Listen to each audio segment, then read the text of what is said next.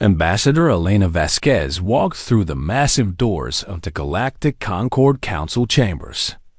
The ceiling stretched so high above her that she could barely see it. Massive beings from dozens of different worlds filled the enormous space. Some floated in tanks of water. Others stood on platforms of living crystal. A few hung from the ceiling like giant bats. Elena made her way to the small section marked for humans. It was tucked in a corner, barely big enough for 3 chairs. She had been coming to this same spot for 15 years. The location never changed. Humans always got the corner seat, like children at the adults' table. Today felt different, though. Elena carried a small data pad in her hands.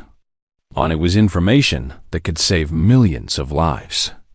She hoped the council would finally listen. The session began when a deep voice echoed through the chamber.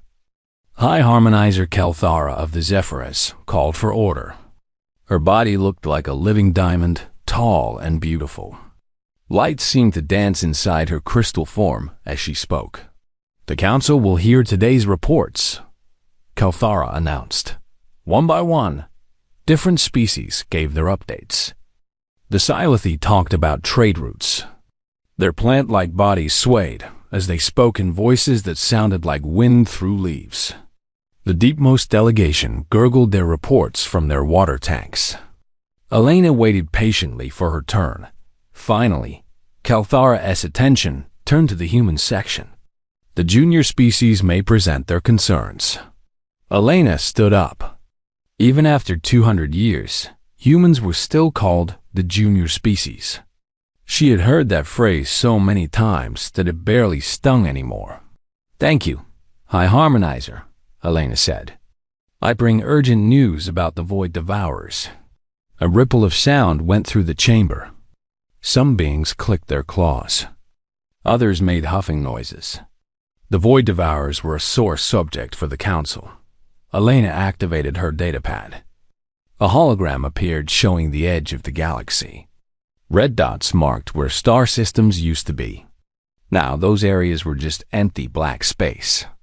"Our deep patrol ships have detected increased activity," Elena continued. "The Void Devourers are moving faster than before. They consumed 3 more systems last month. At this rate, they will reach the middle galaxy in 18 months. She paused, letting the information sink in. Humanity requests emergency powers to organize a rapid response force. We need to strike fast before they gain more strength. The chamber erupted in noise. Beings clicked, chirped, and gurgled at each other. Elena could hear fragments of conversation in dozens of languages. Barbaric. As always, someone said. Humans. And their violence, another voice added. They think force solves everything. Hi! Harmonizer Kelthara raised one crystal arm. Silence fell over the chamber. The human proposal has been noted, she said. However, the Concord has protocols for dealing with the Void Devourers. These protocols have worked for 3,000 years. A Sci-Fi delegate swayed forward. Branch-like arms moved as he spoke. The young species does not understand. We do not rush into battle like wild animals. We use wisdom. We use time-tested methods. Elena felt her heart sink. She had heard this response so many times before. With respect, delegate, the old methods are not working. The Void Devourers are adapting. They are learning our patterns. Nonsense, gurgled a voice from the deepmost tanks. The containment fields have always held. We simply need to strengthen them. Elena pulled up more data. The containment fields failed at Kepler to 229 and at Ross 154. The Devourers broke through in ways we have never seen before. Perhaps human equipment was faulty, suggested another Zephyrian. Crystal laughter tinkled through the chamber. Elena felt her face grow hot. Human technology had saved the galaxy dozens of times. Human ships were the ones that went into dangerous areas when others would not. Human engineers fix problems that other species could not solve. But none of that seemed to matter here. I request a formal vote on emergency authorization, Elena said. High Harmonizer Kalthara nodded. Very well. All in favor of granting emergency military powers to the human delegation? One light appeared on the voting board. The human vote? All opposed? 847 lights filled the board like stars. Elena stared at the display. Not a single other species had voted with humanity. Not even the newer members who humans had helped join the council. The motion fails, Kalthara announced. The Concord will handle the Void Devour situation through proper channels. Elena sat back down. She opened a different file on her datapad. This one contained a document she had hoped never to use. It was titled, Formal Notice of Withdrawal from the Galactic Concord. She had written it 3 years ago, after the Council ignored human warnings about the plague on Centauri Prime. Humans had offered to help develop a cure. The Council said they would handle it with proper scientific methods. 2 million beings died while the Council scientists debated. Procedures.Elena had updated the document last year, when the Council refused human help with the terrorist attacks on Vega Station. Humans had tracked the attackers to their base. The Council wanted to negotiate first. The terrorists struck again, killing thousands more. Now the Council was ignoring the greatest threat the galaxy had ever faced. The Void Devourers were not some distant problem. They were a growing disaster that would consume everything if not stopped soon. Elena stood up again. High Harmonizer, I have one more announcement. Speak quickly, Kalthara said. We have moved on to other business. Humanity formally withdraws from the Galactic Concord. This withdrawal will take effect in 30 standard days. The chamber fell silent for a moment. Then laughter began.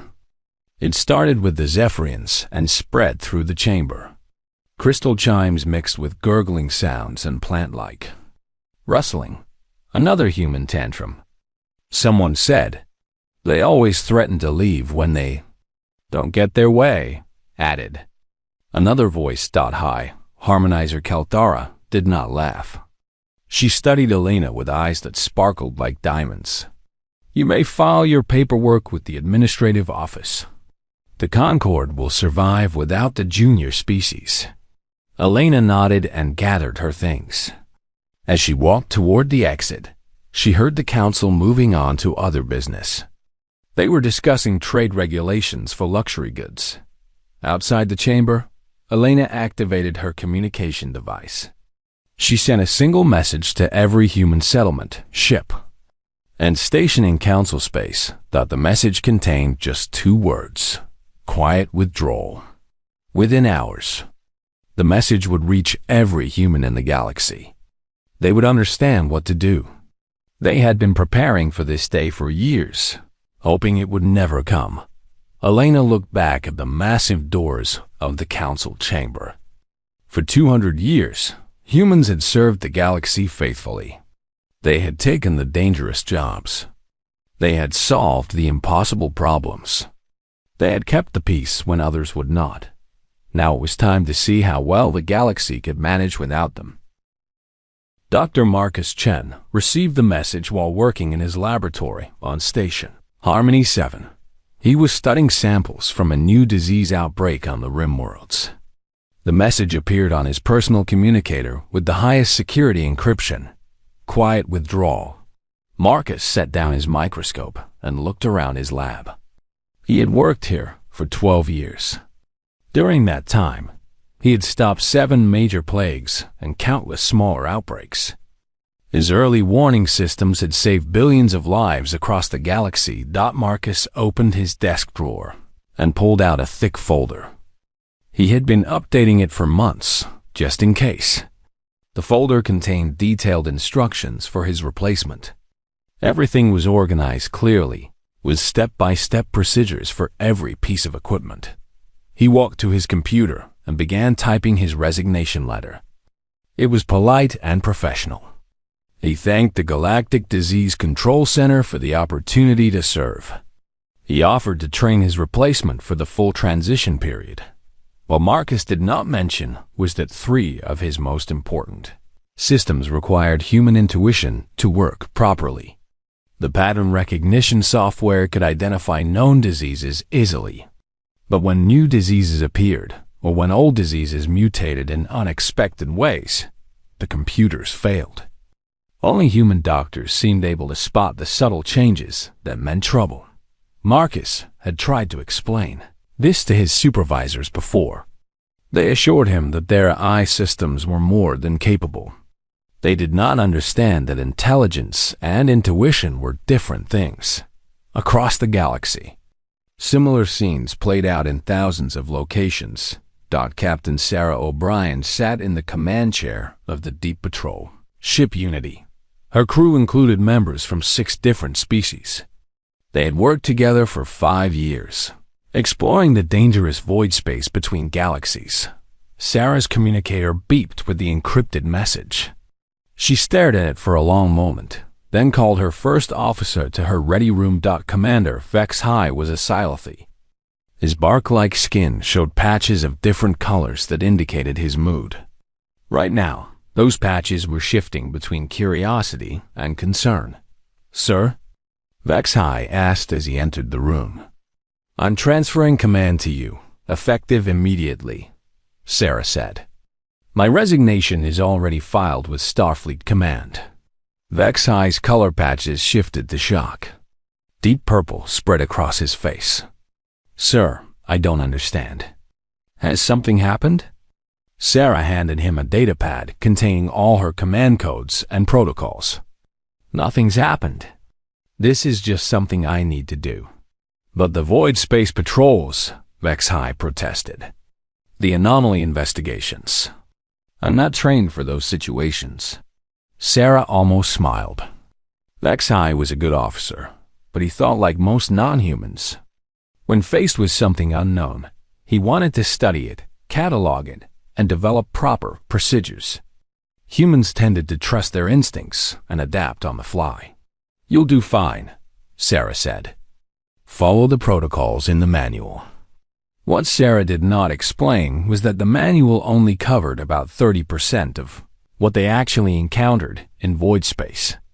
The rest required split-second decisions based on experience and gut feeling.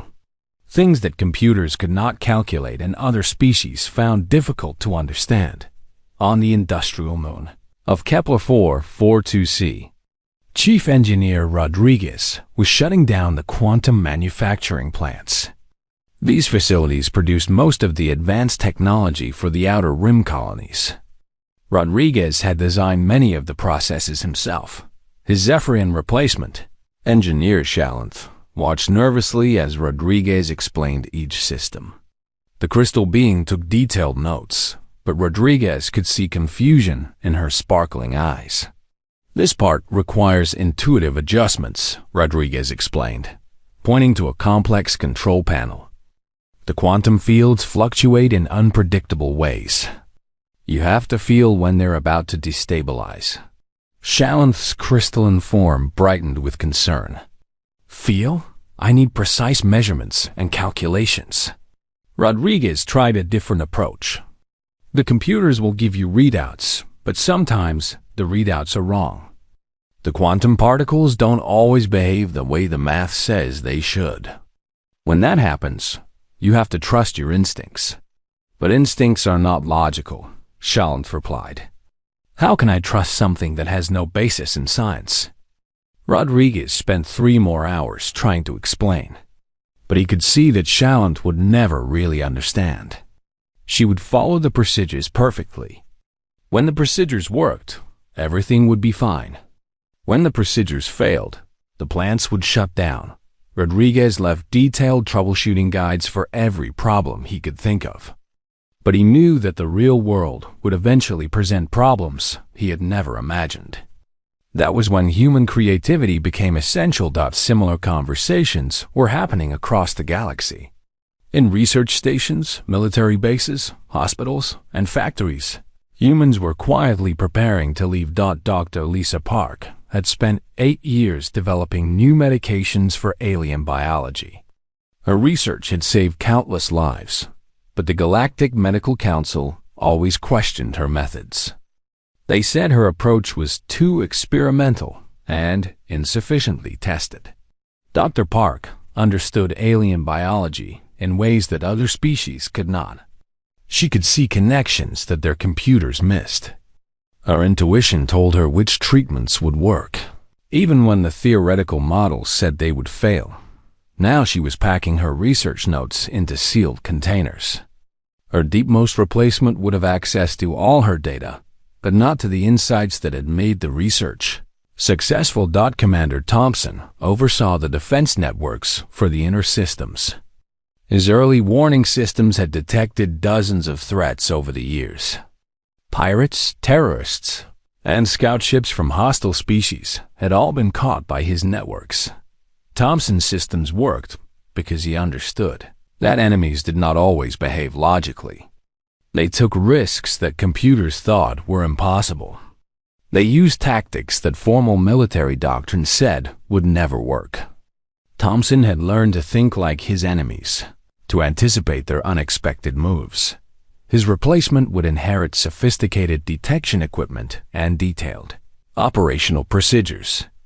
But he would not inherit Thompson's ability to spot the one ship hiding among 1,000 normal ones, or to recognize when a peaceful trader was actually a spy. As the days passed, reports began reaching Council headquarters. Hundreds of humans were resigning from key positions throughout the galaxy. Most gave standard reasons: family obligations, career changes, or personal matters. The Council administrators noted the resignations, but were not worried. Humans had always been easy to replace. Their jobs were mostly routine maintenance and basic operations. The important decision-making was handled by the elder species. High Harmonizer Kalthara received a summary report about the human departures. She read it briefly while preparing for more important meetings. The report mentioned that replacement staff were being assigned to all vacant positions. Everything appeared to be proceeding smoothly. What the report did not mention was that many of the replacement staff were struggling with their new responsibilities. Tasks that humans had handled effortlessly were proving more difficult than expected, but these were early days. The Council was confident that any problems would be resolved quickly. After all, how hard could it be to replace the junior species? Elena Vasquez spent her final days on Council Station, packing 200 years of human diplomatic records. She worked alone in the small human embassy, sorting through files and memories. Tomorrow she would board the last human transport leaving Council space. The quiet withdrawal would be complete. Elena hoped she was wrong about what would happen next. She hoped the galaxy would prove that it could manage without human help. She hoped that her people's sacrifice would not be necessary.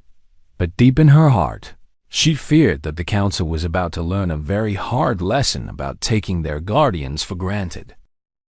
The last human transport ship departed from Council space at exactly 0900 Standard Time. Elena Vasquez stood on the observation deck, watching the stars grow smaller as they jumped to hyperspace. Behind them lay 2 centuries of service to the galaxy. Ahead lay uncertainty. Elena activated the ship's communication system one final time. Her message was brief and broadcast to every major world in Council space. The Galactic Concord has our gratitude for 200 years of cooperation. Humanity wishes you wisdom in the challenges ahead. Then she switched off the transmitter. The last human voice in Council space fell silent. 3 weeks later, the first problems began to surface. Dr. Shalath stood in the Galactic Disease Control Center, staring at data that made no sense. A new plague had appeared on 3 rim worlds. The symptoms were similar to Rigelian fever, but the standard treatments were not working. Shalath ran the samples through every diagnostic protocol in the database. The computers identified the disease as a 97% match for Rigelian fever.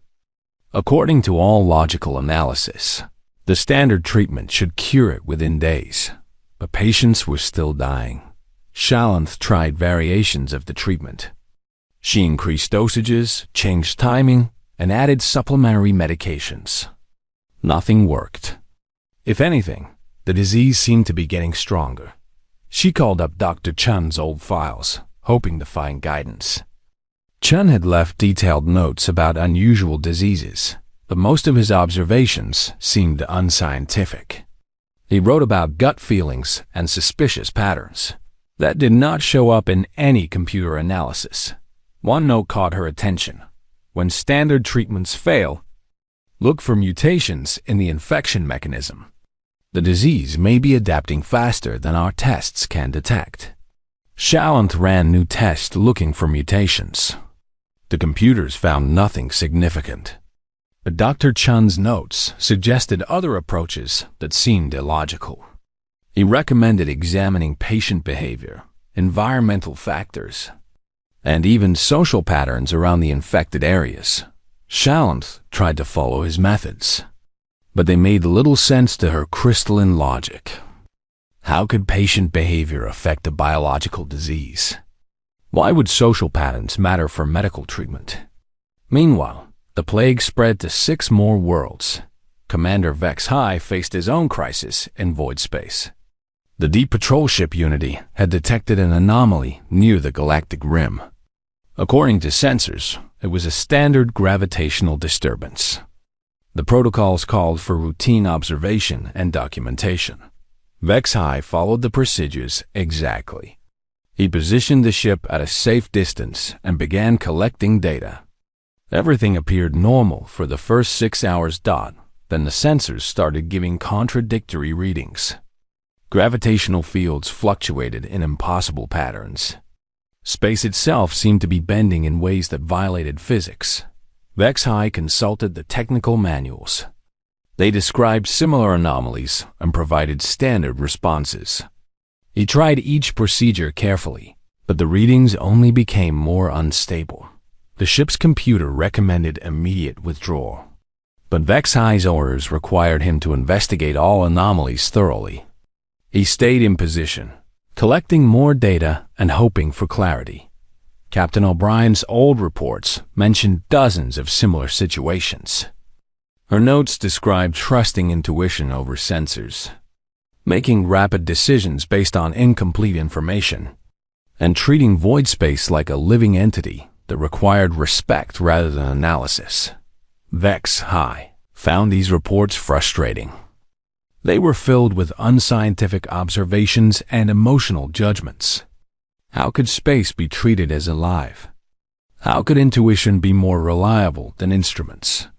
On the 12th hour, the anomaly suddenly expanded. The Unity barely escaped as space folded in on itself.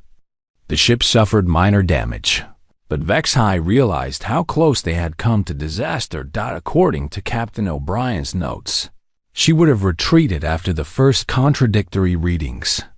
Her reason: when void space starts lying to you, it's time to leave.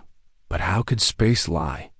How could anyone know the difference between lies and truth without proper analysis? Chief Engineer Rodriguez's replacement faced similar confusion on Kepler 442c. The quantum manufacturing plants had been running smoothly for the first month after the transfer. Shalanth followed every procedure perfectly, and production remained at optimal levels. Then the quantum fields began behaving strangely. The fluctuations were minor at first, within acceptable parameters, but they gradually became more erratic. The computer models could not predict or explain the changes. Shalanth increased monitoring and ran full diagnostic checks on all equipment. Every system tested perfectly. The mathematical models showed that the quantum fields should be stable, but reality disagreed with the calculations. She consulted Rodriguez's troubleshooting guides. His instructions for this situation were frustratingly vague. Trust your instincts. When the math stops working, rely on experience. feel the rhythm of the quantum fields and adjust accordingly. How could she feel quantum fields? They were mathematical constructs, not physical objects. How could rhythm apply to subatomic particles? Shalland tried to implement Rodriguez's suggestions, but her crystalline nature processed information differently than human brains. She could analyze vast amounts of data instantly, but she could not feel anything beyond logical patterns. The quantum fields became increasingly unstable. Production efficiency dropped 15%, then 30%. Eventually, Shalland had no choice but to shut down the plants entirely. Similar problems emerged across the galaxy. Human-designed systems began failing in ways that their replacements could not understand or fix. The failures seemed random and illogical, but they were becoming more frequent. Most seriously, the Void Devourers were advancing faster than ever. Admiral Lekmar commanded the Outer Rim Defense Forces. His fleet was the largest in Council history, with ships from dozens of species and enough firepower to destroy entire star systems.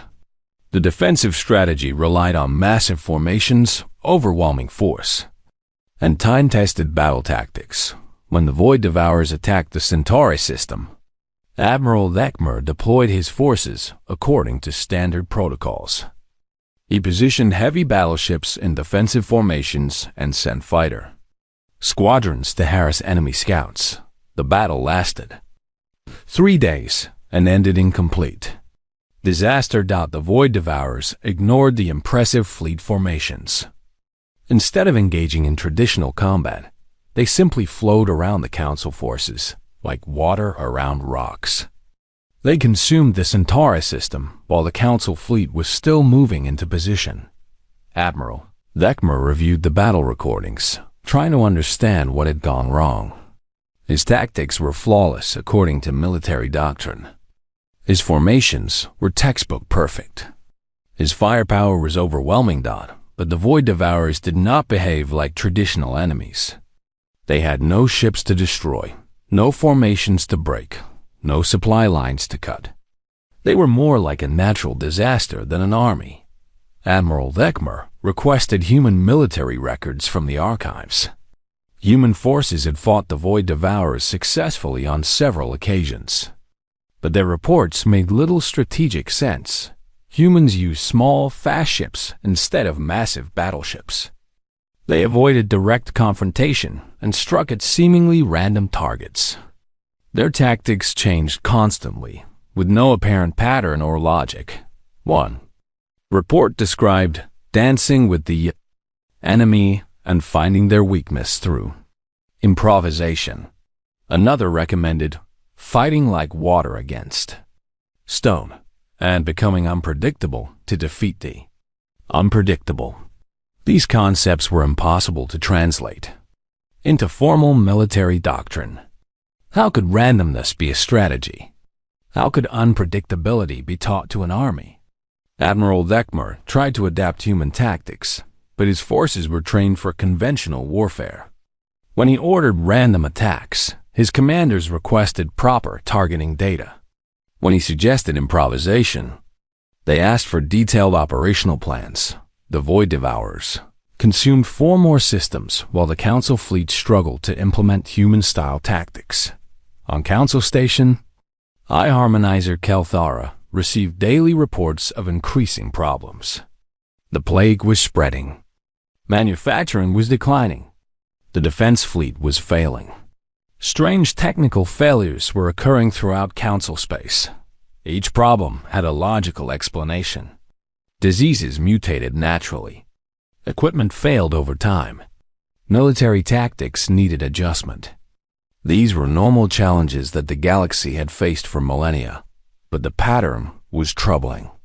Most of the problems involved systems that humans had previously managed. Most of the failures occurred in areas where humans had provided oversight. Kelthara began reviewing human personnel records. For the first time, she looked closely at what humans had actually been doing for the past 2 centuries. The discovery was shocking. Humans had not been performing routine maintenance as the Council assumed. They had been serving as the galaxy's immune system, identifying and solving problems that other species could not even detect.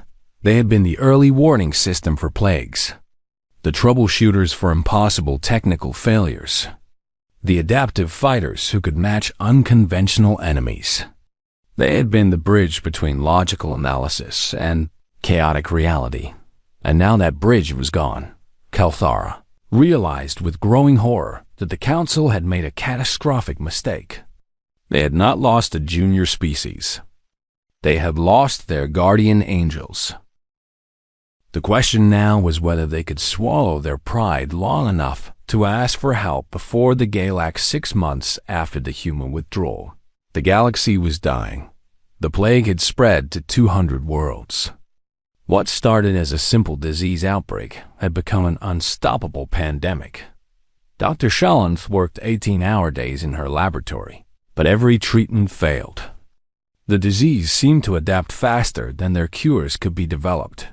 Manufacturing output had dropped 40% across the galaxy.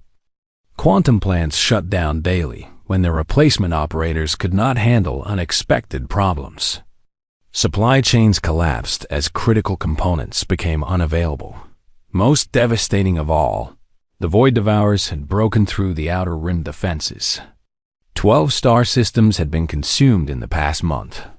The Council fleet retreated after each defeat, unable to comprehend an enemy that refused to follow the rules of warfare. High Harmonizer Kelthara stood in her private chamber, surrounded by floating data displays. Each screen showed another crisis, another failure, another disaster spreading across the galaxy.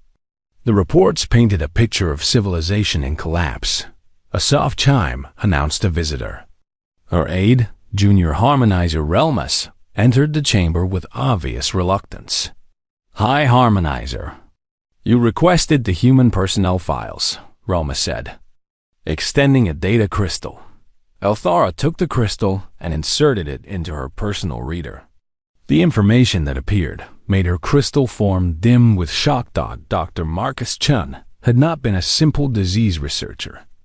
His real job had been pattern recognition specialist for the entire Galactic Disease Control Center. He had designed systems that could detect genetic mutations in real time, identify biological weapons disguised as natural diseases, and predict pandemic spread patterns months in advance. More importantly, Dr. Chun had personally intervened in 47 disease outbreaks over 12 years. Each time, he had identified critical factors that computer analysis missed. Social behavior patterns that affected transmission, environmental conditions that influenced mutation rates, cultural practices that changed symptoms. The current plague was the 48th outbreak. Without Dr. Chun's pattern recognition abilities, the Disease Control Center was fighting blind. Captain Sarah O'Brien's file was equally revealing. Her deep patrol ship had investigated over 300 void space anomalies. Most were routine disturbances that required standard documentation, but 63 had been genuine threats to galactic security. Captain O'Brien had identified and neutralized hostile alien scouts, detected weapons testing by rogue species, and discovered hidden bases used by terrorist organizations. Her ability to distinguish between normal anomalies and dangerous ones had prevented dozens of potential conflicts. More disturbing, her reports showed that void space anomalies were increasing in frequency and intensity. Her final report, filed the day before her resignation, predicted a massive surge in dangerous events within 6 months. That prediction was proving accurate. Void space disturbances had increased 300% since human withdrawal. Without experienced human investigators, the Council had no way to determine which anomalies posed real threats. Engineer Rodriguez's file contained the most technical details, but the implications were just as serious. The quantum manufacturing plants he had managed produced 70% of all advanced technology in Council space. His routine maintenance had actually been creative, problem-solving on an unprecedented scale. Rodriguez, had developed solutions for manufacturing problems that should have been impossible to solve. He had created workarounds for equipment failures that existed in theory only. His intuitive understanding of quantum mechanics had allowed him to push technology beyond its designed limitations. Without his expertise, the manufacturing plants could only operate within their original parameters.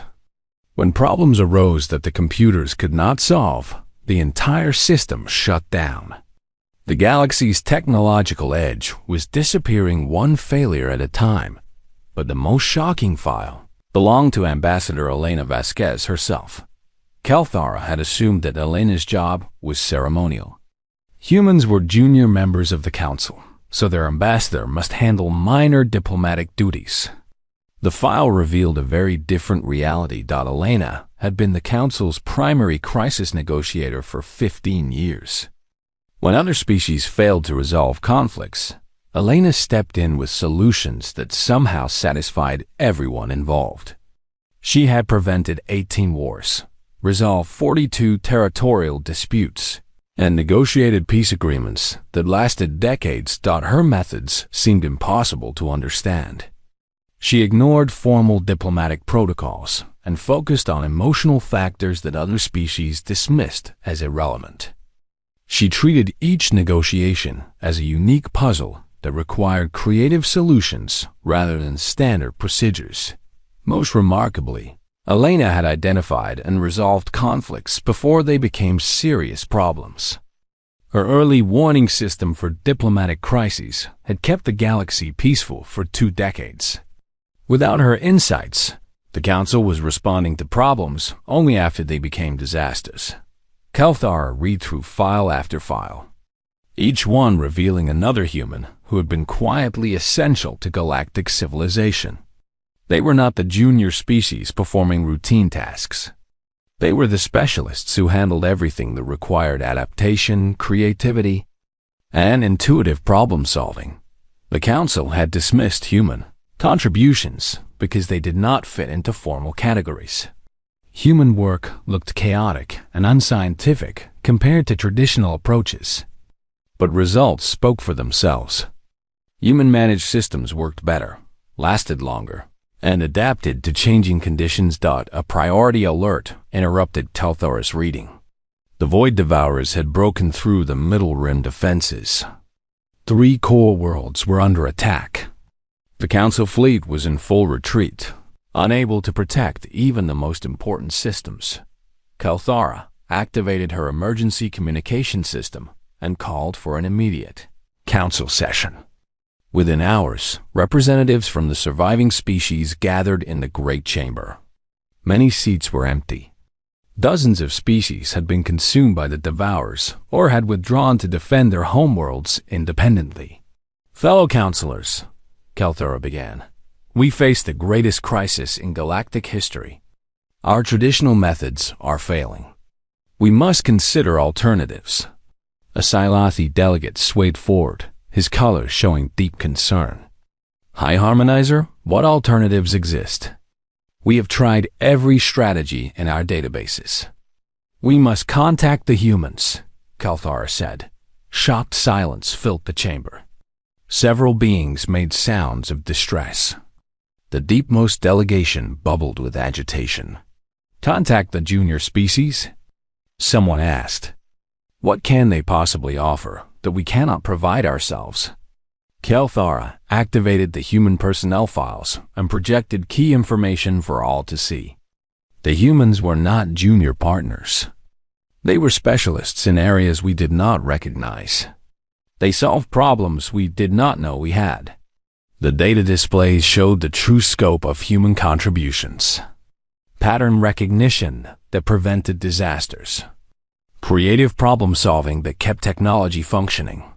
Intuitive approaches that succeeded where logic failed. They were our immune system, Kelthara continued. They identified threats and neutralized them before we knew danger existed.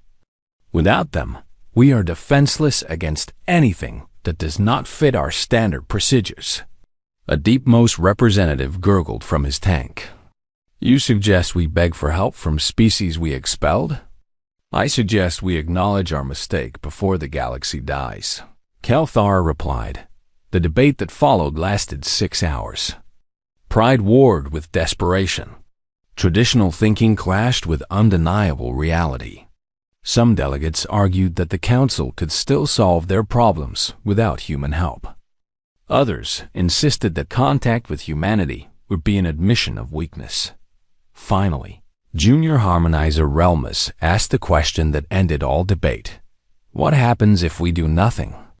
The answer was written in the reports flooding the chamber.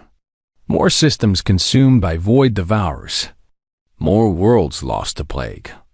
More technology failures as manufacturing collapsed. Complete galactic collapse within months. The vote was close, but pragmatism won over pride.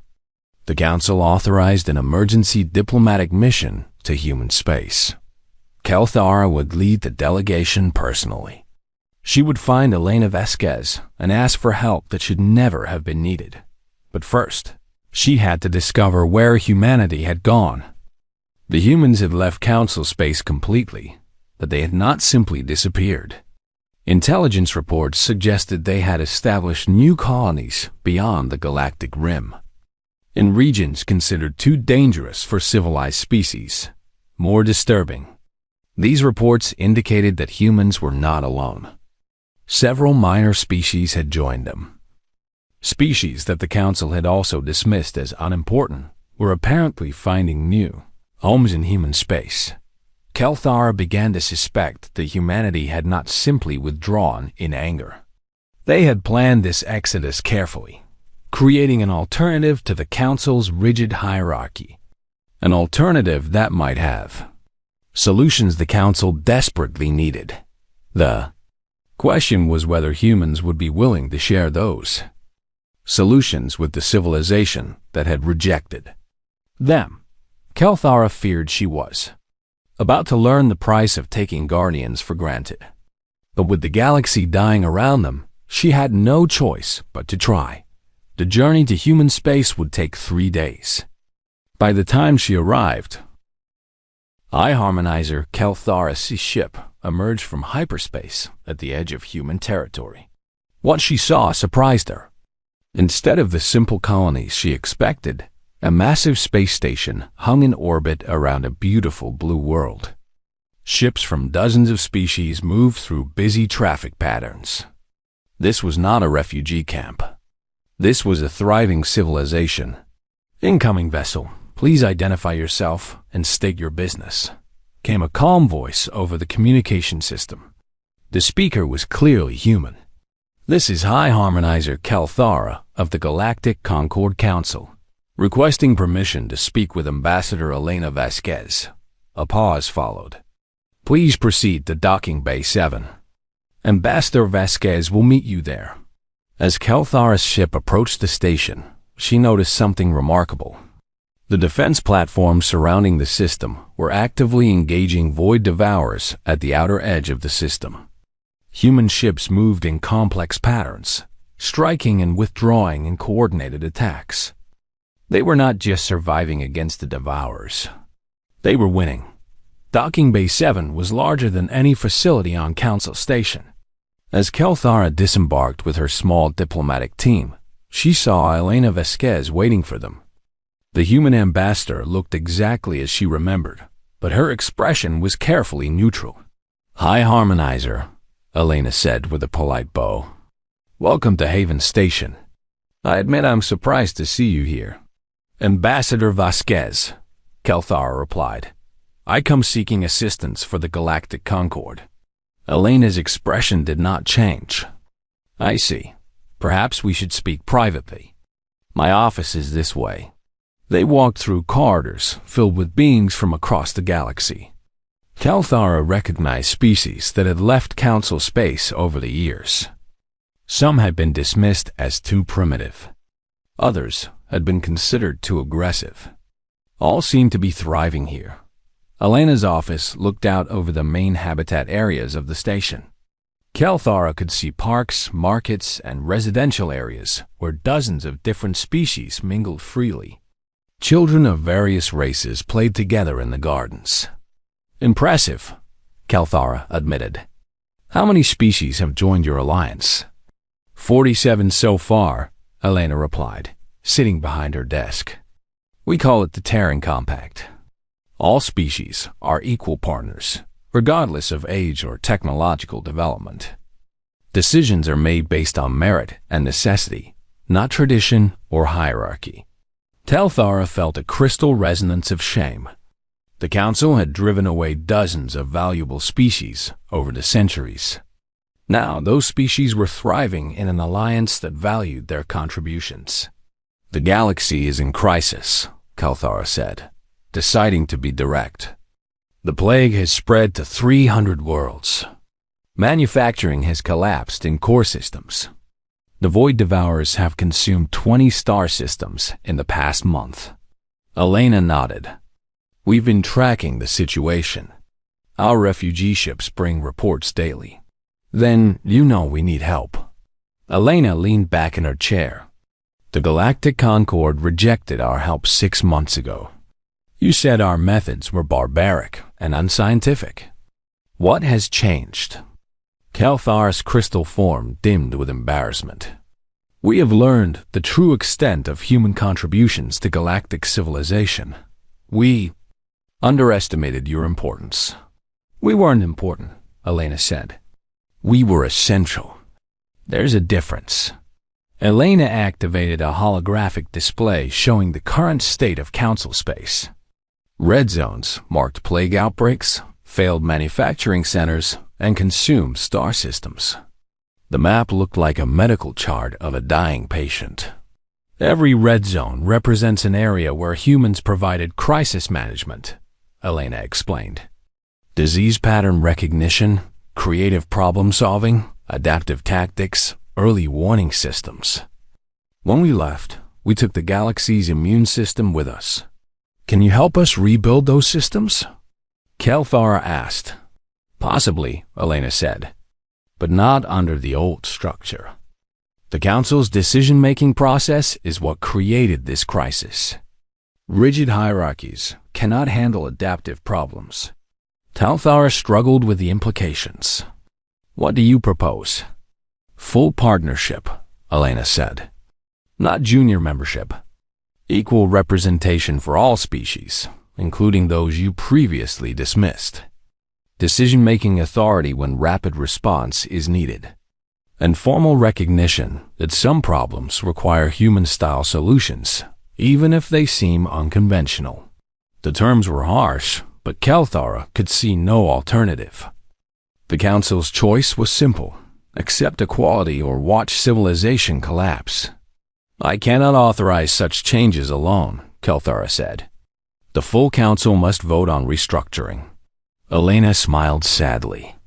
High Harmonizer, there isn't time for Council debates. The Void Devourers will consume the core worlds within weeks if nothing changes. As if summoned by her words, an alert sounded throughout the station. Elena activated her communication system. Report, she said. Ma'am, we have a massive Void Devourer formation approaching the Rigel system, came the voice of a human commander. Council defense forces are in full retreat. Estimated time to system consumption, 6 hours. Elena turned to Kalthara. Rigel has 12 billion inhabitants. Can your forces save them? Kalthara's crystal form flickered with distress. Our military doctrine has proven ineffective against the Devourers. We have no successful strategies. We do, Elena said. But it requires cooperation between human tactical specialists and Council fleet resources. Are you willing to authorize joint operations? The weight of 12 billion lives pressed on Kalthara's decision. Council protocol required formal authorization for any joint military action. Such approval could take days to obtain, even in emergency session. But 12 billion beings would be dead in 6 hours. I authorize full cooperation, Kalthara said. What do you need? Elena activated her fleet coordination system. All ships.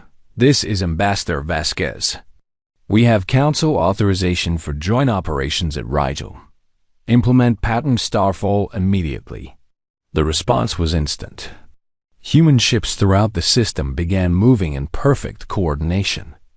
At the same time, Elena opened communication channels to the fleeing Council fleet. Admiral Lekmer, this is Elena Vasquez. We're transmitting new tactical protocols for Void Devourer engagement.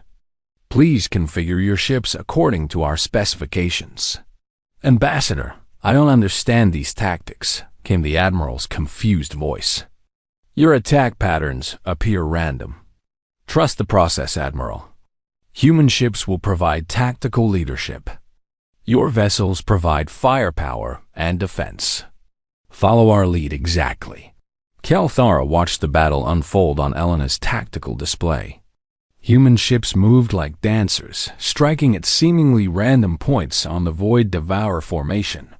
Council ships followed their lead, providing massive firepower at precisely the right moments. The battle lasted 4 hours. When it ended, the Void Devourer formation was broken and retreating. The Rigel system was safe. How? Admiral Lekmer asked over the communication system. Void Devourers are not military opponents, Elena explained. They're more like a natural phenomenon. You don't fight a hurricane with battle formations. You work around it, redirect it, and wait for it to exhaust itself. Kelthar stared at the tactical display in amazement. Your forces defeated an enemy that consumed 20 star systems. Not defeated, Elena corrected. Redirected. The Devourers are still out there, but we've learned to guide them away from inhabited systems. It's not a permanent solution, but it buys time. Time for what? Elena smiled for the first time since Kelthara's arrival. Time to find where they come from. Time to understand why they're here. Time to develop a real solution instead of just military responses. And the plague? The manufacturing failures? Dr. Chun is already working on the disease. He identified the mutation mechanism 3 hours ago. A cure should be ready within days. Elena activated another display showing production schedules. Our manufacturing specialists are training Council engineers in adaptive problem solving. Production should return to normal levels within a month. Kelthara felt overwhelmed by the speed of human response. Problems that had seemed impossible were being solved in hours. Why? She asked. Why help us after we rejected you? Elena looked out the window at the mixed species playing in the station's gardens. Because those children deserve a safe galaxy to grow up in. Because civilization is worth preserving, even when its leaders make mistakes.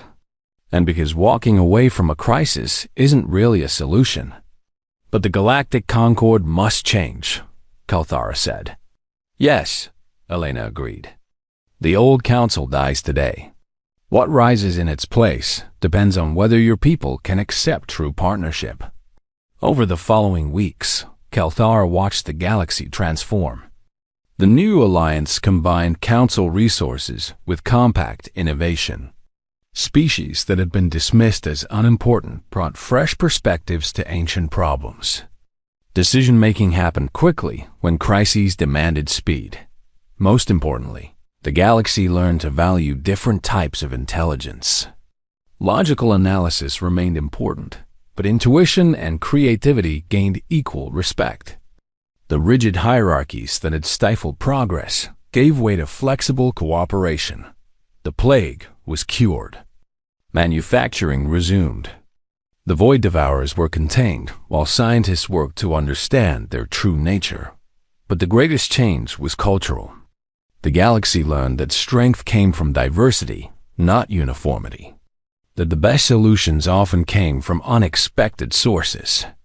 That dismissing any species as junior was a mistake that could cost everything.